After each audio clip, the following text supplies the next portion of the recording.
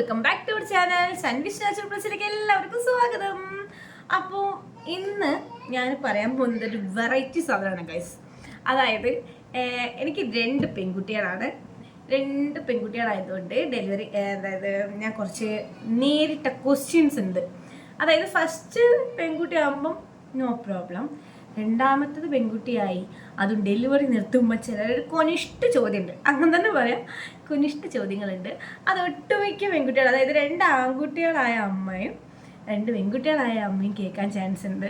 അത് ഒരാണും പെണ്ണും ആണ് ജനിക്കുന്നുണ്ടെങ്കിൽ വലിയ കുഴപ്പമുണ്ടാവില്ല. പക്ഷേ ഇങ്ങനെ ഒരു ചാൻസ് ഉള്ളവർക്ക് എന്തായാലും നേരിട്ട് കുറച്ച് ക്വസ്റ്റ്യൻസ് ആണ് ഞാൻ പറയാൻ പോകുന്നത്. അപ്പം നമുക്ക് ആ ഒരു അനുഭവത്തിലേക്ക് പോയാലോ? അപ്പം നമുക്ക് കഥയിലോട്ട് പോയാലോ? അപ്പം ഞാൻ 2017 ഫസ്റ്റ് ഡെലിവറി കഴിയുന്നത് സാനുട്ടിക്ക് ഇപ്പോൾ 8 വയസ്സാവും കേട്ടോ. ഈ സെപ്റ്റംബർ വന്നാൽ 8 വയസ്സ്. രണ്ടാമത്തെ ആളും സെപ്റ്റംബറിൽ തന്നെയാണ്.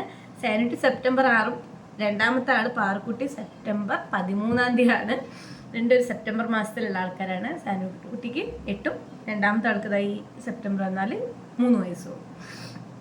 ഇതിൻ്റെ കൂടുതൽ പറഞ്ഞതുപോലെ അപ്പോൾ ഫസ്റ്റ് ഡെലിവറി കൊട്ടപ്പറമ്പെന്ന് കുഴപ്പമില്ലാത്ത രീതിയിൽ കഴിഞ്ഞു. സെക്കൻഡ് ഡെലിവറി സാനുക്കുട്ടിക്ക് ഒരു 4 വയസ്സാവുന്ന സമയത്താണ് ഞാൻ രണ്ടാമത് പ്രഗ്നൻ്റ് ആവുന്നത്. അവൾക്ക് 5 വയസ്സാകുമ്പോഴാണ്, 5 വയസ്സായതിനു ശേഷമാണ് നമ്മുടെ പാർക്കുട്ടി വരുന്നതും. അപ്പം പെൺകുട്ടിയാണെങ്കിൽ ഞാനുമായിട്ട് പറയുന്നത് അതേ മെഡിക്കൽ കോളേജിനാണ് രണ്ടാമത്തെ പാർക്കുട്ടി. മെഡിക്കൽ കോളേജ് പ്രസവിക്കാൻ പോകുന്നവരോട് ഞാൻ അതേ കാര്യം കുറേ കാര്യങ്ങളാണ്, അത് ഞാൻ വേറൊരു വീഡിയോയിൽ പറയാം കേട്ടോ. അപ്പം ഇതിൻ്റെ കൂടുതൽ പറഞ്ഞാൽ കുറച്ച് ലാഗ് അടിച്ചു, അപ്പോൾ അതുകൊണ്ടാണ്.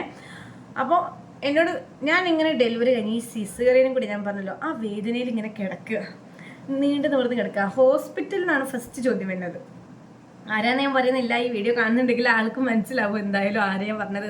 ഞാൻ അങ്ങനെ കിടക്കുമ്പോൾ ആ ആൾ എന്നോട് വന്നിട്ട് ഇങ്ങനെ, നമുക്ക് വേദന ഉണ്ടോ, കൊച്ചിനെ കെടുത്ത് രണ്ടാമത്തെ പെൺകുട്ടിയാന്ന് പറഞ്ഞാൽ. അപ്പോൾ ആൾ എന്നോട് ചോദിക്കുക, അല്ല എന്താ പറയുക, നീ ഡെലിവറി നിർത്തിയോ?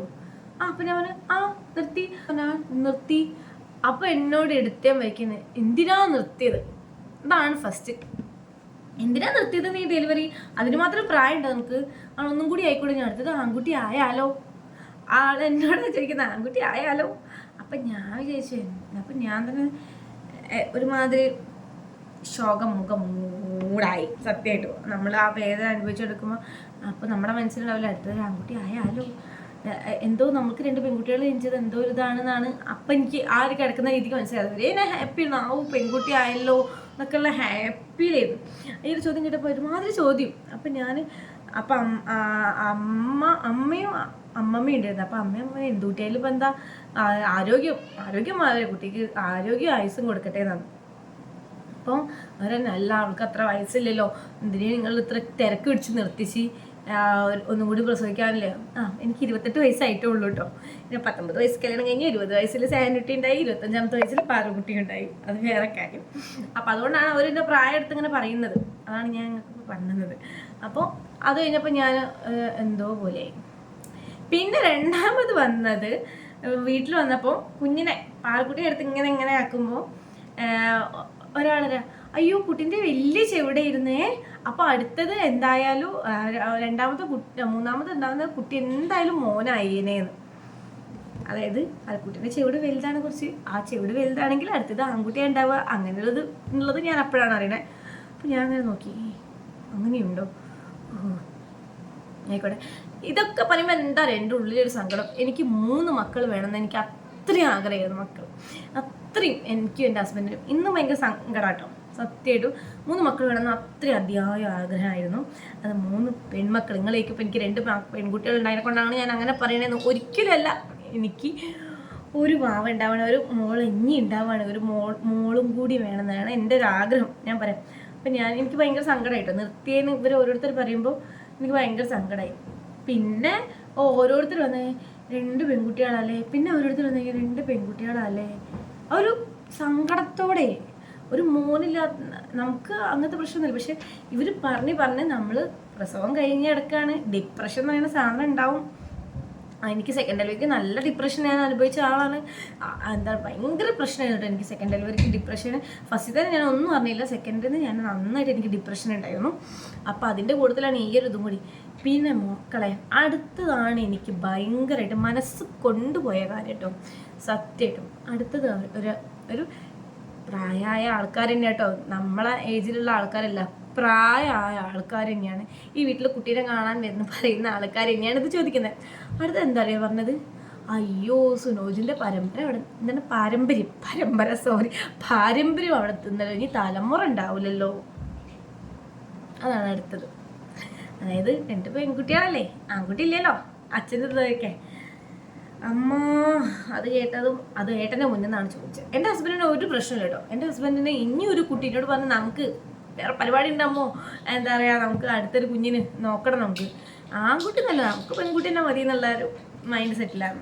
അപ്പം ഞാൻ പറഞ്ഞു ആയിക്കോട്ടെ. പക്ഷേ ഏട്ടനും നമുക്ക് എന്തോ ഒരു ഇതുപോലെ ആയിട്ടോ, ഭയങ്കര ഒരു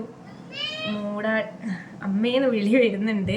ഞാൻ വാതിലടച്ചിട്ടിട്ട് വീഡിയോ എടുക്കുകയാണ്, അതോടാട്ടോ. ഒരു മിനിറ്റ്. ഓക്കെ. അപ്പോൾ പാരമ്പര്യം നിന്ന് പോയല്ലോ എന്നുള്ളതായിരുന്നു. അതെനിക്ക് ഭയങ്കര പേഴ്സണലി ഭയങ്കര വിഷമമായിട്ടോ. ആ പറഞ്ഞ ആളെ ഇന്നും ഞാൻ ഓർക്കും. നമുക്കിപ്പോൾ എനിക്കിപ്പോൾ 2 പെൺകുട്ടികളായിട്ട് എന്നെ എന്താ പറയുക വയസ്സാം കാലത്ത് നോക്കുന്നത് വലിയ ഉറപ്പൊന്നുമില്ല. ന്യൂ ജനറേഷനാണ്, എന്താണായാലും പെണ്ണായാലും നോക്കുമെന്നൊക്കെ ഉള്ളത് കണ്ടറിയാം, അത് വേറെ കാര്യം. അങ്ങനെ ഉണ്ട്. പിന്നെ എന്താ പറയുക, പിന്നെ എന്തായിരുന്നു ക്വസ്റ്റ്യൻ എന്നറിയോ, അധികം ആൾക്കാരും എന്നോട് എന്തിനാണ് നിർത്തിയത്, പ്രായം എത്രയല്ലേ ഉള്ളൂ, അതുപോലെ തന്നെ എന്താ പറയുക ഒന്നും കൂടി പ്രസവിക്കാൻ, അങ്ങനത്തെ ഒരു ഡയലോഗ് തന്നെയായിരുന്നു. ഇതൊക്കെയാണ്. പിന്നെ ഉള്ളത് കളറ്. എൻ്റെ മക്കൾ 2ഉം ദൈവം സഹായിച്ചിട്ട് കളറുണ്ട് കേട്ടോ. ഞാൻ വേറെ ഒന്നുണ്ടല്ല, ദൈവം സഹായിച്ച് കളറുണ്ട്. കളറിന് ഞാൻ ഉദാഹരണം കൊടുക്കണേ, ഞാൻ എൻ്റെ ചെറുപ്പത്തിൽ അനുഭവിച്ച കാര്യം കൂടിയാണ് കളറിനെ കുറിച്ചിട്ട്. കളറിൽ ഞാനൊരു കാര്യമായിരുന്നു. ഇത് കുറച്ച് എഫക്റ്റ് ഒക്കെ ഉണ്ട് കേട്ടോ. ഇപ്പോൾ ഇത്ര കളറൊന്നും ഇല്ല, നിങ്ങളതൊന്നും വയ്ക്കേണ്ട, ലൈറ്റിൻ്റെ വെളിച്ചം ഒക്കെ കൂടി ആയതുകൊണ്ടാണ്. അപ്പോൾ ഞാൻ അനുഭവിച്ചിട്ടുണ്ട് നല്ല അടിപൊളിയായിട്ട് തന്നെ കളറിൻ്റെ കാര്യത്തിൽ. കുറേ പേരുകളുണ്ടായിരുന്നു എനിക്കും. അടുപ്പിൽ വീണ ഐശ്വര്യ റായ് അങ്ങനെയൊക്കെ പറഞ്ഞ് എന്നെയും വിളിച്ചിട്ടുണ്ടായിരുന്നു. അമ്മമ്മയുടെ കയ്യിൽ നിന്ന് പണ്ട് ഒക്കെ തേച്ച് വെക്കുമ്പം നമ്മളെ അടുപ്പത്തെ വീണുമ്മ എന്താ അതിന് പറയാ, അടുപ്പിൽ ഇതുണ്ടാവുമല്ലോ വെണ്ണീര്, അതിനകത്തേക്ക് വീണാണ് എനിക്ക് ആ പേര് വീണത്. എനിക്ക് പ്രശ്നമൊന്നുമില്ല, അങ്ങനെ കുറേ പേരുകളൊക്കെ ഉണ്ടായിരുന്നു എനിക്ക്. ബട്ട് എന്താ പറയുക, അങ്ങനെ ഞാനും കുറേ അനുഭവിച്ചിട്ടുണ്ട് കളറിനെ ബേസ് ചെയ്തിട്ട്. പക്ഷേ കല്യാണം കഴിഞ്ഞിട്ടും അനുഭവിച്ചു, അതാണ് ഞാൻ പറയാൻ വന്നത്. കാരണം കൊച്ചുങ്ങൾക്ക് 2നും നല്ല, മൂത്ത ആൾക്കും 2ാമത്തെ ആൾക്കും നല്ല കളറുണ്ട്. അപ്പം അതുകൊണ്ട് തന്നെ എന്താ പറയുക, അടുത്ത അതന്നെ 2 ഓനപ്പോലെയാ. അപ്പം എന്താ നമ്മളെന്തോ കാണാൻ കൊള്ളത്തില്ലേ, ആ ഒരു മൈൻഡായിരുന്നു എനിക്ക്. ആ ഒരു കളറിനെ കുറിച്ച് കുട്ടീനെ കൊണ്ടുവരിക, വിളിച്ചിട്ടേ പോയി നിൽക്കുക. പിന്നെ പാറുവിനെ നോക്കേണ്ട ആവശ്യമൊന്നുമില്ലായിരുന്നു, പാറു ഫുള്ള് തൂവെള്ള പോലത്തെ കുട്ടിയായിരുന്നു. അപ്പം എനിക്ക് ഡെലിവറി ടൈമിൽ ഒരു പ്രാർത്ഥന ഉണ്ടായിരുന്നു കേട്ടോ. കാരണം ഞാൻ അനുഭവിച്ചിട്ടുണ്ട് കളറിനെ കുറിച്ചിട്ട്, സത്യസന്ധമായിട്ട് നിങ്ങളോട് പറയല്ലോ, നന്നായിട്ട് അനുഭവിച്ചിട്ടുണ്ട്. ഫ്രണ്ട്സ് ആയാലും കളിയാക്കുന്നതും കസിൻസ് ആയാലും ഒക്കെ നമ്മളൊക്കെ കളറാണ് എല്ലാം എന്നുള്ള ഒരു ഇത് ഞാൻ അനുഭവിച്ചതുകൊണ്ട് തന്നെ ഞാൻ ഒറ്റ പ്രാർത്ഥിച്ചിട്ടുള്ളൂ, ദൈവമേ എൻ്റെ വയറ്റിൽ കിടക്കുന്ന ഒരു പെൺകുട്ടിയാണെങ്കിൽ അവൾക്ക് കുറച്ച് കളർ കൊടുത്തേക്കണേ, ഞാൻ അനുഭവിച്ചത് എൻ്റെ മക്കൾ അനുഭവിക്കരുതേ എന്നുള്ളത്. സത്യം ഞാൻ അത് പ്രാർത്ഥിച്ചിട്ടുണ്ട്. എനിക്ക് ഒരു മടിയില്ല അതിന് പറയാൻ, കളർ ഉണ്ടാവണേന്ന്. കളറിലൊന്നും അല്ല ഒന്നും നിൽക്കുന്നത്, പക്ഷെ ആ ഒരു വേദന എന്ന് പറയുന്നത് ഭയങ്കര വേദനയാണ്. എനിക്ക് നല്ല പേഴ്സണലി എനിക്ക് നന്നായിട്ട് അനുഭവിച്ചതാണ് ആ കാര്യം. അപ്പോൾ അതുകൊണ്ട് തന്നെ എൻ്റെ 2 മക്കൾ സുന്ദരി കുട്ടികളാണ്. ഞാൻ അവരോട് ഈ സ്റ്റോറി പറഞ്ഞു കൊടുത്തിട്ടുണ്ട്. ഭംഗിയുണ്ട് എന്ന് വെച്ചിട്ട് നിങ്ങൾ ഒരിക്കലും, അതെൻ്റെ മോള് ഇപ്പോൾ ഒരു ക്ലാസ് കഴിഞ്ഞ് വന്നപ്പോൾ എന്നോട് പറഞ്ഞു, അമ്മ അവളൊരു ക്ലാസ്സിലൊരു കുട്ടിയുണ്ട്, അവളുടെ അമ്മ എന്തായാലും എൻ്റെ സബ്സ്ക്രൈബറാണ്, കാണും. അപ്പോൾ ഓക്കെ, ആ കുട്ടിയെ അങ്ങനെ പറഞ്ഞിരുന്നു, അവളുടെ അമ്മയും എന്നോട് പറഞ്ഞിരുന്നു. അപ്പോൾ ഞാൻ പറഞ്ഞു, മോളെ ഒരിക്കലും കളറിലല്ല, നമ്മുടെ മനസ്സിലാണ് നമ്മളൊരാളോട് പെരുമാറുക. നമ്മൾ രൂപത്തിലും ഭംഗിയിലൊന്നല്ല ഒരു കാര്യമുള്ളത്, നമ്മളൊരാളോട് പെരുമാറുക, നമ്മളൊരാളെ റെസ്പെക്റ്റ് ചെയ്യാം, അതൊക്കെയാണ്. അപ്പോൾ ഇപ്പോഴേ ഇത് ഒരിക്കലും നിൽക്കൂല കേട്ടോ. എൻ്റെ മക്കൾ എന്നോട് വന്നപ്പോൾ ഞാൻ മനസ്സിലായി ഇത് ഒരിക്കലും നിൽക്കാത്ത കാര്യം. ഈ കളറിനെ കുറിച്ചിട്ട് ഭംഗീനെ കുറിച്ചിട്ടൊക്കെ മക്കളുടെ ഉള്ളിൽ അന്നും ഇന്നും ഉള്ള സാധനമാണ്. പക്ഷെ പറഞ്ഞിട്ട് കാര്യമില്ല ഗൈസ്, അനുഭവിച്ചെനിക്ക് അതിൻ്റെ വിഷമം അറിയത്തുള്ളൂ. പക്ഷെ എന്താ പറയുക, നമ്മുടെ ഉള്ളൊക്കെ നല്ല അടിപൊളി കേട്ടോ. ഈ കറുപ്പൊന്ന് നോക്കണം, നമ്മുടെ ഉള്ളിലൊക്കെ നല്ല അടിപൊളി നല്ല മനസ്സാണ്, നല്ല സ്നേഹിക്കും. എൻ്റെ ഹസ്ബൻഡിന് ഒരു പ്രശ്നം കേട്ടോ, എൻ്റെ പൊന്നു പോലെ നോക്കുന്ന ഒരാളാണ്. അങ്ങനെയൊക്കെയാണ്. അപ്പോൾ ഈ ഒരു പ്രശ്നങ്ങളൊക്കെ സെക്കൻഡ് ഡെലിവറി ആയിട്ട് 2 പെൺകുട്ടികളായതിൻ്റെ പേരിൽ എനിക്ക് അനുഭവപ്പെട്ടിട്ടുണ്ട്. ഡെലിവറി ടൈമിലൊക്കെ നമ്മൾ പ്രസവിച്ചെടുക്കുമ്പോൾ ഭയങ്കര പ്രശ്നമാണ് ഇങ്ങനത്തെ ക്വസ്റ്റ്യൻസ് ആയി വരുമ്പോൾ. ഇപ്പോഴും എന്നോട് അതേ എല്ലാവരും കുറേ അറിയിക്കട്ടോ, 2 പെൺകുട്ടികളല്ലേ, എൻ്റെ ഹസ്ബൻഡ് കുറച്ച് കുടിക്കും, കുറച്ചിട്ടാ. അപ്പോൾ എൻ്റെ ഹസ്ബൻഡായിട്ട് ഞാൻ തല്ലിടുമ്പോൾ ഞാനിത് പറയുമ്പോൾ നിങ്ങളുടെ ഭർത്താവ് മുഴുക്കുടിയെന്നാന്ന് വിചാരിക്കരുത്, അല്ല കേട്ടോ, കുറച്ച് കുടിക്കും. അത് വല്ലപ്പോഴും പരിപാടിക്ക് ആകുമ്പോൾ ഞാൻ ഉപയോഗിക്കുന്നത് നമുക്ക് 2 പെൺകുട്ടികളാ, ഇങ്ങനെ വെള്ളടിച്ച് നടക്കാൻ നിൽക്കണ്ട, നമുക്ക് 2 പെൺകുട്ടികളാണെന്ന് പറയും, ഞാൻ പറയാറുണ്ട് കേട്ടോ. അപ്പം എന്നിട്ട് ഞാൻ എൻ്റെ ഹസ്ബൻഡിനെ ഞാൻ ഇതാക്കാറുണ്ട്, നമുക്ക് 2 പെൺകുട്ടികളാണ്, ആരുണ്ടാവില്ല, അങ്ങനെ ഇങ്ങനെ അറിയും. പിന്നെ വേറൊരു സാമ്പത്തികം, ഇത് എൻ്റെ വീട്ടുകാരും ഏട്ടൻ്റെ വീട്ടുകാരൊക്കെ പറയുന്നത് എനിക്ക് 2 പെൺകുട്ടികളാണ് എടുത്ത് വെച്ചോണ്ടിന്ന്. ഇനി ഏതാ കാലത്തെ തലമുറക്ക് പൈസേൻ്റെ ഒന്നും ആവശ്യമില്ല, നല്ല എഡ്യൂക്കേഷൻ, നല്ല വിദ്യാഭ്യാസം നമ്മൾ കൊടുക്കുക. പിന്നെ സ്വർണ്ണം അതിനൊന്നും ഇനി കൊടുക്കണ്ട, കാരണം എന്താ, വിദ്യാഭ്യാസം നമുക്ക് കല്യാണത്തിന് അന്നൊക്കെ കല്യാണം ഉണ്ടാവാറില്ല, ഇപ്പോൾ ലിവിങ് ടുഗദറൊക്കെ ആയി തുടങ്ങിയിരിക്കുന്ന എല്ലാവരും, ഇപ്പം എന്താണെന്നൊന്നും അറിയത്തില്ല, ഞാൻ പറയണേ. അങ്ങനെ എടുത്തു വെച്ചോ, 2 പെൺകുട്ടികളാണ്, നന്നായിട്ട് സമ്പാദിക്കൂ, ആ ഒരു വർത്താനമുണ്ട്. അപ്പോൾ എന്തായാലും 2 പെൺകുട്ടികളുള്ള അമ്മമാർക്ക് ഞാൻ പറഞ്ഞത് ഒരുപാട് മനസ്സിലാവാൻ ചാൻസ് ഉണ്ട് കേട്ടോ. ഇതേ ചോദ്യം നിങ്ങൾക്കും അനുഭവപ്പെട്ടിട്ടുണ്ടാവും, എനിക്ക് ഉറപ്പാണ്. ആൺകുട്ടികളുള്ളവർക്ക് വലിയങ്ങനെ ബാധിക്കില്ല, കാരണം ആൺകുട്ടികളാണല്ലോ, വയസ്സാം കാലത്ത് നോക്കാൻ ആളുണ്ടല്ലോ, അതുണ്ടാവും. ഏത് മനസ്സിലായില്ലേ?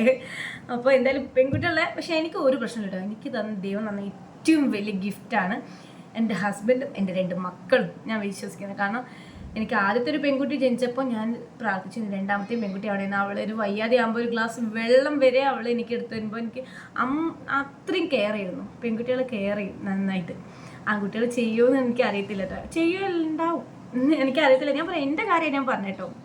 അപ്പോൾ എന്തായാലും ഇത്രയുള്ള വീഡിയോ, ഫസ്റ്റ് തുടക്ക വീഡിയോ, അതായത് എനിക്ക് ഇങ്ങനെ ക്യാമറേൻ്റെ മുന്നിൽ നിന്നിട്ട് പരിചയമൊന്നുമില്ല, അപ്പോൾ ഞാൻ ആദ്യമായിട്ട് ഇങ്ങനെ ബളബള എന്തെങ്കിലുമൊക്കെ പറഞ്ഞു പോവാണ്. വീഡിയോ നമുക്ക് പോകെ നല്ല വൃത്തിയാക്കി കൊണ്ടുവരാം.